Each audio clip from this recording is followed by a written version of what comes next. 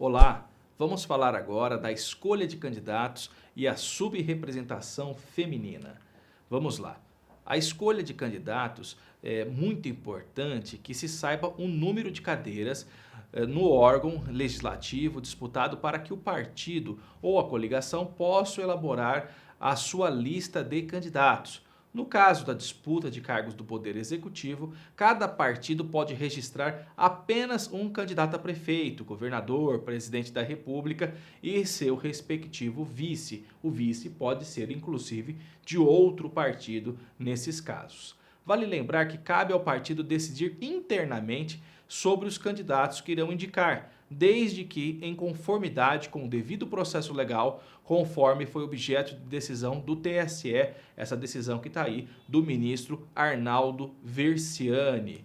Vamos lá, continuando. A Constituição Federal dispõe em seu artigo 29, inciso 4º, o número máximo de vereadores. Cabe, porém, à lei orgânica do município apontar o número exato de vereadores a disputarem no caso dos municípios, porque a lei orgânica vai estabelecer o número exato de vereadores. Definido o número de vagas, cada partido poderá registrar até 150% do número de lugares a preencher, conforme o artigo 10 da Lei das Eleições. Como não existem mais as coligações proporcionais, aquelas coligações para grandes chapas de vereadores, não é mais relevante a informação que essas poderiam registrar até o dobro do número de vagas. Não existe mais. Tanto municípios com menos de 100 mil habitantes, quanto aqueles com maior população, devem registrar até no máximo 150% do número de lugares a preencher. Nos órgãos legislativos, que possuem até 12 lugares na Câmara dos Deputados, Câmara Legislativa ou Assembleia Legislativa, os partidos podem registrar até 150% do número de vagas a deputado estadual, federal ou distrital. Mesma regra, então, que nós falamos aqui. E essa regra só tem a exceção no caso de estados membros cuja representatividade na Câmara dos Deputados é inferior a 12. Ou seja, tem estados que têm menos que 12 deputados federais. Nelas, cada partido ou coligação pode registrar candidatos a deputado federal, a deputado estadual ou distrital no total de até 200% das vagas em disputa.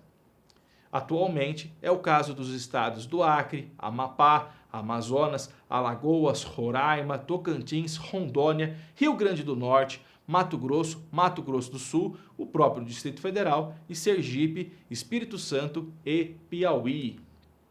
Vale lembrar que o número de deputados estaduais é sempre o triplo da representação na Câmara dos Deputados, exceto nos casos dos estados com maior representatividade, como é o caso de Santa Catarina, Goiás, Maranhão, Pará, Pernambuco, Paraná, Rio Grande do Sul, Bahia, Rio de Janeiro, Minas Gerais e São Paulo. Para estes, soma-se apenas o número 24 ao número de deputados federais.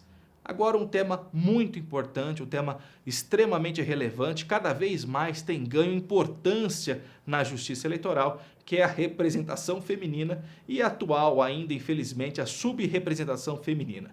O Brasil, infelizmente, ele perde dos seus vizinhos, Bolívia, Argentina. Nós perdemos até do Afeganistão e do Iraque em relação à participação feminina na política. É importante que nós, cada vez mais, incentivemos as mulheres a participar da política e que criemos mecanismos para permitir que as mulheres efetivamente consigam se eleger.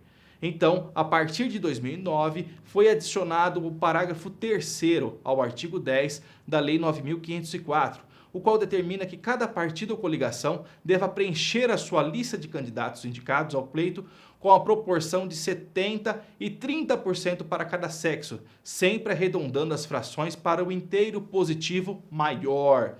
Cabe ressaltar que a proporção pode ser tanto de 70% de homens quanto de mulheres. E é até simpática a ideia que nós tenhamos alguma chapa com 70% de mulheres e apenas 30% de homens. Nós chamamos isso de cotas invertidas, o que aumentaria a representatividade feminina nos pleitos eleitorais. A correta proporção será analisada por meio do DRAP e deferida pelo juízo competente. Um dos possíveis problemas jurídicos nessa etapa é a alteração superveniente da proporção do partido, seja pela inclusão ou exclusão de membros, por exemplo, a renúncia ou indeferimento do registro. Em um importante julgado, o Tribunal Regional Eleitoral do Paraná decidiu essa questão, firmando o entendimento que a proporção deve ser atendida no momento do registro no DRAP e não em momento posterior, mesmo que haja o indeferimento do pedido de registro ou que haja uma renúncia de candidato.